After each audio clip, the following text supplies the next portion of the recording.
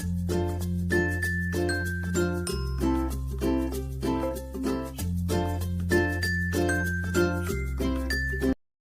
Everyone. Easy physics by N K channel पर आप सभी बच्चों का एक बार पुनः स्वागत है। ट्वेल्थ क्लास की फिजिक्स के चैप्टर नंबर 12 के लगभग अंतिम उदाहरणों में अपन पहुंच चुके हैं और आज की इस वीडियो के साथ ही ये जो चैप्टर है वो आपका थ्योरेटिकल रूप से कंप्लीट हो जाएगा। चलिए, पिछले वीडियो में अपन ने विभेदन सीमा और विभेदन क्षमता के बारे में डिस्कशन किया था। सारे फॉर्मूले आप लोगों ने बहुत अच्छे से तैयार कर लिए हैं। उस वीडियो के बाद ही आज का वीडियो पढ़ना उचित रहेगा। इसलिए यदि आपने विभेदन क्षमता और विभेदन सीमा के टॉपिक को अच्छे से नहीं तैयार किया है तो पिछले वीडियो में जाकर के पहले उसे तैयार करें और उसके बाद ही आप इस वीडियो को पढ़ें। उस वीडियो का जो लिंक है वो आप लोगों को नीचे डिस्क्रिप्शन में मिल जाएगा। एग्जाम्पल नंबर 11 की बात करते हैं। चैप्टर नंबर 12 का एग्जाम्पल नंबर 11 पढ़िए क्या कह रहा है। प्रश्न कह रहा है कि माउंट पोलर में स्थित हेल स्थित दूरदर्शी का व्यास, यानी दूरदर्शी का जो व्यास है उसे अपन स्मॉल डी से रिप्रेजेंट करते हैं। फॉर्मूला जब आप लोगों ने पढ़ा होगा दैट टाइम मैंने आपको बताया था कि व्यास की जो स्थिति है उसको अपन स्मॉल डी से लिखते हैं। तो कितने मीटर व्यास दे रखा है? 5 मीटर व्यास है और 600 नैनोमीटर तरंग दैर्ध्य, तो लेमडा को अपन 600 नैनोमीटर यहां पे दे रखा है। जरूरत पड़ेगी तो अपन इसे मीटर में कन्वर्ट कर लेंगे। नैनो लिखा है यानी 10 की पावर -6 लगाना पड़ेगा। ठीक है। तरंग दैर्ध्य के प्रकाश के लिए सीमांत विभेदन कोण, ध्यान दें बेटा, यहां पे प्रश्न कह रहा है कि विभेदन कोण ज्ञात कीजिए। सर हमने तो विभेदन कोण का नाम ही नहीं सुना, हमने तो केवल विभेदन क्षमता या फिर विभेदन सीमा दो ही नाम सुने हैं। बेटा याद करो कि विभेदन सीमा का मात्रक क्या था। विभेदन सीमा जो है वो एग्जैक्टली आंख के ऊपर या दूरदर्शी के ऊपर या सूक्ष्मदर्शी के लेंस के ऊपर बनने वाला कोण ही है, उसे अपन विभेदन सीमा कहते हैं। तो अगर आपको यहां पे विभेदन सीमा कह देता तो बहुत अच्छी बात है, अदरवाइज विभेदन कोण समझ करके आप इसको विभेदन सीमा पढ़ेंगे। विभेदन कोण की जो वैल्यू है वो आप लोगों को आइडेंटिफाई करनी है और विभेदन कोण को अपन डेल्टा थीटा से लिखने वाले हैं। दूरदर्शी है तो दूरदर्शी की विभेदन सीमा का फॉर्मूला लगाएंगे अपन। तो यहां पे मैं लिख देता हूं विभेदन सीमा। बताइए फटाफट, विभेदन सीमा का, दूरदर्शी की विभेदन सीमा का फॉर्मूला क्या पढ़ा था? Sir delta theta is equals to, बताइए, 1.22 lambda upon small d. Exactly, बहुत अच्छे से तैयार हो जाएगा। बड़ा इजी प्रश्न है, डायरेक्ट फॉर्मूला ही रखना है। लेमडा की वैल्यू नैनोमीटर में तो 600 लगाएंगे, नैनो हटाने के लिए बेटा 10 की पावर -9 लगा देंगे। ओके, और नीचे डी, डी मीटर में दिया हुआ होना चाहिए। अगर सेंटीमीटर वगैरह में दे रखा है तो मीटर में कन्वर्ट कर लेंगे, दैट इज 5 दे रखा है। अब तो यार सरल कर लो इसे, गुणा भाग करने का काम ही मेरे ऊपर छोड़ोगे क्या तुम? चलो फटाफट सोल्व कर लो। तो सर 00 है, इसको यहाँ पे माइनस करेंगे तो ये माइनस में 7 चला जाएगा और इसमें भाग लगाएंगे तो मेरे पास जो वैल्यू है वो 1.46 इंटू 10 की पावर -7 आएगी। रही बात मात्रक की, जब तक मात्रक तैयार नहीं हो आगे नहीं बढ़ना है, अगले प्रश्न में नहीं जाना है। एक बार यहां पर रुकेंगे, व मारवाड़ी में कहावत है ना कि रोटी खाकर जठ तक हाथ नहीं धोए बठ तक खानो भोजन पूरो होनी हो है। तो ठीक उसी तरीके से आपको अगले प्रश्न में जाने से पहले एक बार रुक करके यहाँ पे मात्रक को अवश्य चेक करना है। विभेदन सीमा ज्ञात कर रहे थे तो विभेदन सीमा का मात्रक क्या होता बेटा? रेडियन होता है। तो एग्जैक्टली आप रेडियन लिखेंगे। अब आपका ये प्रश्न कंप्लीट। चलिए, उम्मीद करता हूं कि इस प्रश्न को आप लोगों ने बहुत अच्छे से समझा होगा। फटाफट आप स्क्रीन को पॉज करके इसको लिख लीजिए, अपन अगले एग्जाम्पल में चलते हैं। अगला उदाहरण नंबर अपना है 12वें चैप्टर का 12वां उदाहरण। यहां लिखता हूं मैं क्रम संख्या, एग्जाम्पल नंबर 12 और चैप्टर नंबर 12 का। ओके, पढ़िए क्या कह रहा है स्क्रीन के ऊपर। दो संकीर्ण छिद्रों के बीच की दूरी, यार मेरे को समझ में नहीं आ रहा कि यहाँ पे बीच की दूरी को किससे लिखें। चलिए मैं इससे रिलेटेड एक छोटा सा डायग्राम बना लेता हूं। ये दो बहुत छोटे छोटे संकीर्ण छिद्र हैं, ठीक है, और इनके बीच की दूरी, इनके बीच की दूरी तो यही हुई ना? एग्जैक्टली सर यही है। ये दे रखी है 1.525 mm और ये मिलीमीटर में भी इतनी सी, यानी ये तो 1.5 मिलीमीटर ही हो गया, बहुत थोड़ी सी दूरी है। जो कि 5 × 10⁻⁵ सेंटीमीटर तरंग दैर्ध्य वाले। सर तरंग दैर्ध्य तो हमेशा लेमडा में दिया जाता था, ये क्या लफड़ा चल रहा है सेंटीमीटर में? कोई दिक्कत नहीं है बेटा, लेमडा की वैल्यू दे रखी है, लिख दीजिए। कितना? 5.00। पॉइंट के बाद में तो 00 लगाओ या मत लगाओ, कोई फर्क ही नहीं है। -5 सेंटीमीटर, ठीक है। ओके सर, मीटर में बदल दो यार। 10⁻⁵ तो ये है, और सेंटीमीटर को मीटर में बदलोगे तो 100 का भाग लगेगा, ऊपर जाएगा तो 10⁻⁻2 हो जाएगा। -5 पहले से है, -2 और हो गया तो -7 मीटर, ये लेमडा की वैल्यू आ गई। इतना तरंग दैर्ध्य का प्रकाश है, उसके सामने ये दोनों छिद्र रखे हुए हैं, ठीक है। तथा 0.400 सेंटीमीटर व्यास वाले अभिदृश्यक लेंस वाले दूरदर्शी से देखे जाते हैं।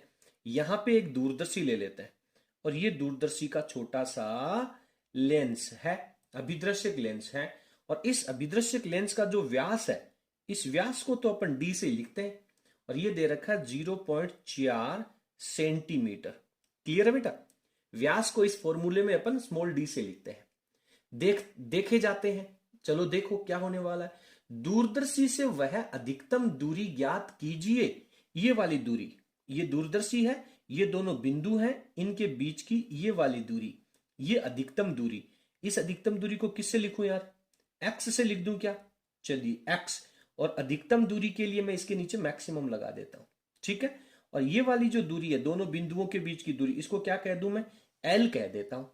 और अब जब अपन इनको डॉटेड लाइन से मिला देंगे तो एग्जैक्टली आपको कुछ ऐसा फील होगा जैसे ये चाप है और ये त्रिज्या है।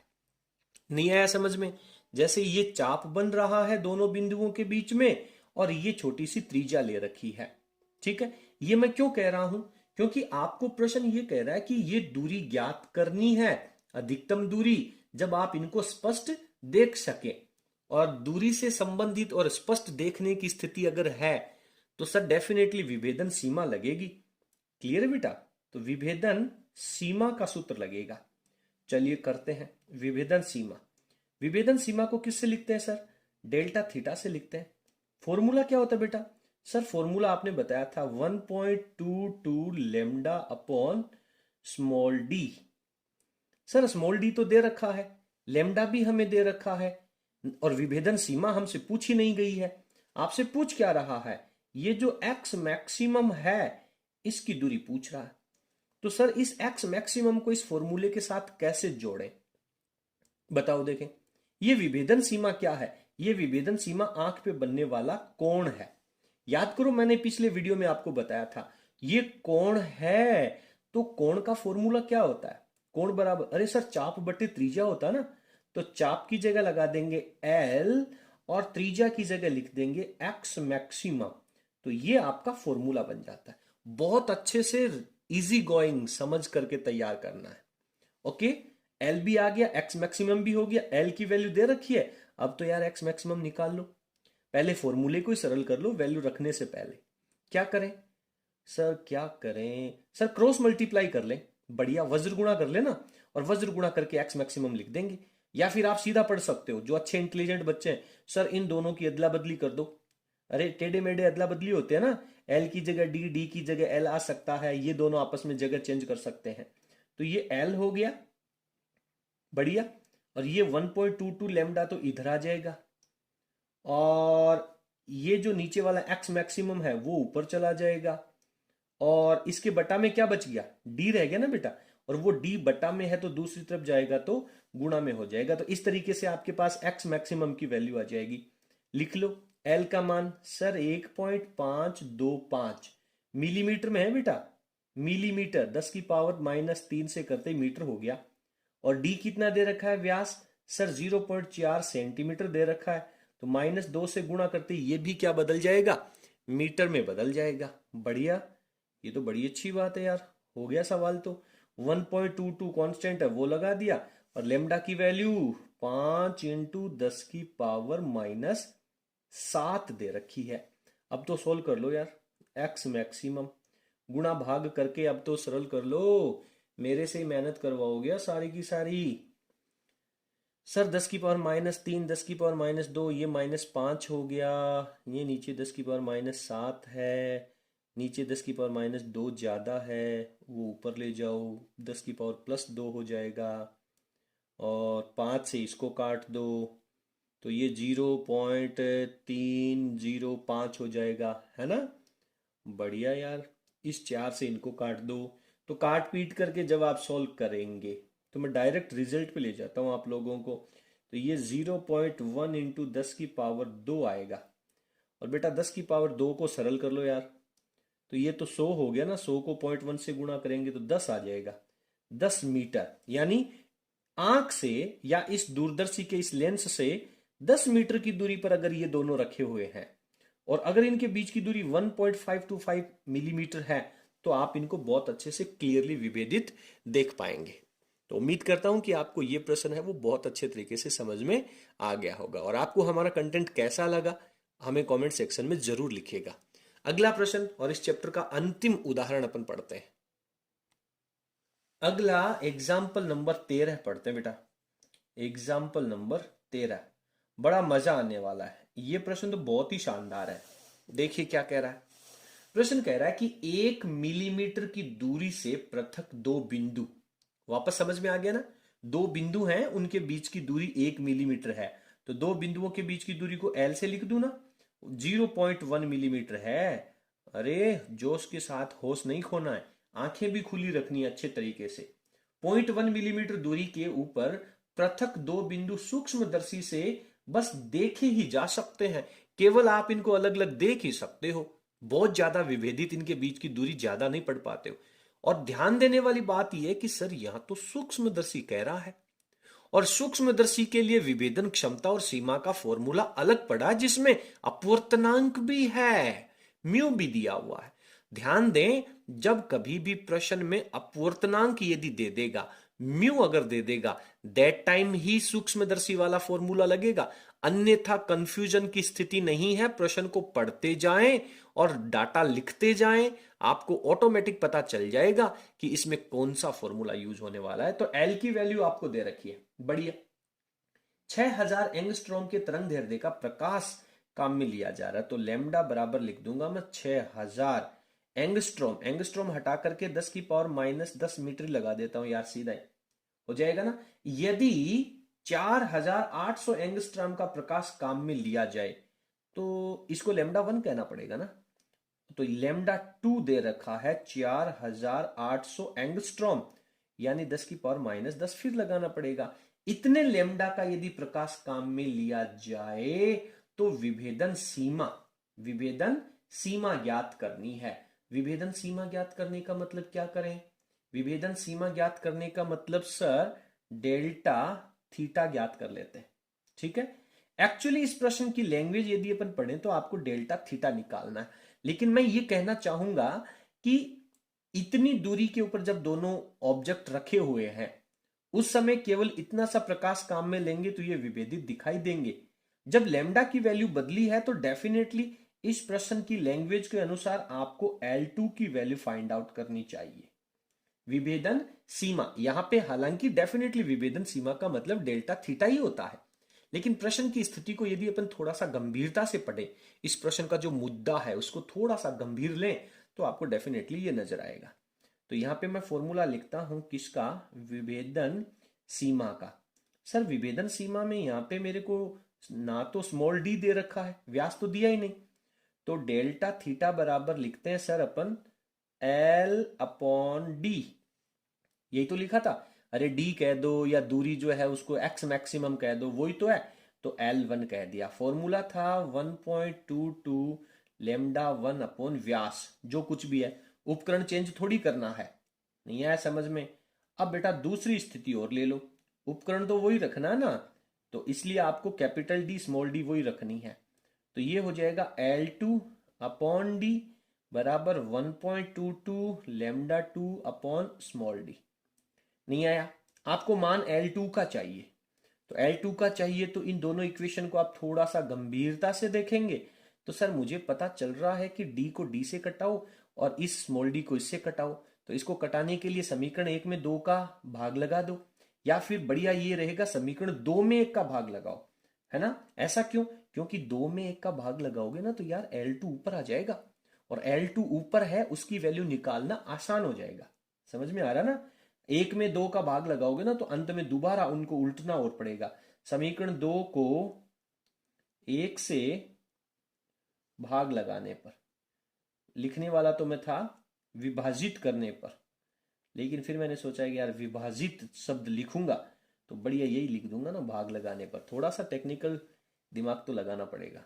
ओके, तो L2 अपॉन डी, और ये वैल्यू बटा में आएगी तो उलट जाएगी, तो D अपॉन L1 हो जाएगा।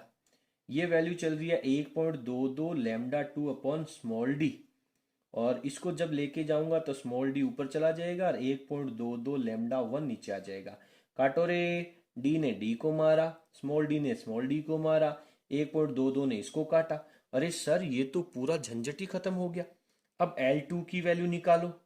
L2 की वैल्यू निकालोगे तो ऊपर रह गया लैम्डा 2, नीचे रह गया लैम्डा 1, और ये L1 है वो मल्टीप्लाई में चला जाएगा।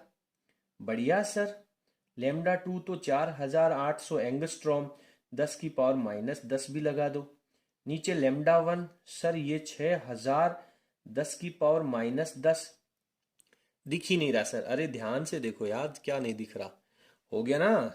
और अब L1 का मान 0.1, और mm को mm में रख लो यार, L2 भी mm में ही आ जाएगा। चाहे मीटर में बदल लो, बाद में mm में बदलना पड़ेगा, बात तो वही है ना। 0.1 कर दिया, ये इसको खा गया, ये डबल जीरो से ये कट गया। 48/60 इंटू 0.1, 48 में 60 का भाग लगाओगे तो कुछ कम ही हो जाएगा ना यार। रिजल्ट देख लेना, 0.08 आएगा। और मात्रक L1 का मात्रक क्या था सर? mm था, तो डेफिनेटली ये भी mm ही आएगा। तो इस तरीके से आपको ये प्रश्न सॉल्व करना है। यहां पे ध्यान देने वाली बात यह है कि सूक्ष्मदर्शी शब्द काम में ले रखा, लेकिन फिर भी आपको फॉर्मूला वो यूज करना है। ठीक है, उम्मीद करता हूं कि पूरा प्रश्न आपको बहुत अच्छे से समझ में आया होगा। इसके बाद में बेटा अपने इस 12th क्लास की फिजिक्स में प्रकाश के ध्रुवण की घटना और है, और इस वर्ष के सिलेबस में प्रकाश का जो ध्रुवण है उसको कंप्लीटली हटा दिया गया है। तो 12th क्लास की बोर्ड एग्जाम तक आप केवल इतना ही पढ़ें जितना सिलेबस में है, क्योंकि अब अपने पास समय भी थोड़ा कम बचा हुआ है। जैसे ही बोर्ड के एग्जाम्स हो जाएंगे, 2-5 दिन आप लोग रिलैक्स हो जाएंगे, बिल्कुल इजी गोइंग मूड में हो जाएंगे। आफ्टर दैट जो भी टॉपिक्स अपने बचे हुए हैं उनको अपन कंप्लीट कर लेंगे, क्योंकि कॉम्पिटिटिव एग्जाम्स की दृष्टि से polarisation is a very important topic. बात समझ में आ रही है? प्रकाश का जो ध्रुवण है वो बहुत महत्वपूर्ण है। तो बोर्ड एग्जाम के बाद में अपन छुट्टियों में इजी गोइंग बहुत आसानी से पढ़ेंगे। चलिए, आज की क्लास में इतना ही। बताइए आपको हमारा कंटेंट कैसा लगा, कमेंट सेक्शन में जरूर लिखिएगा। यदि आपको हमारा वीडियो पसंद आया हो तो प्लीज़ आप वीडियो को लाइक जरूर करें और इसे अपने सभी फ्रेंड्स के साथ शेयर करें। बहुत बहुत धन्यवाद, थैंक यू।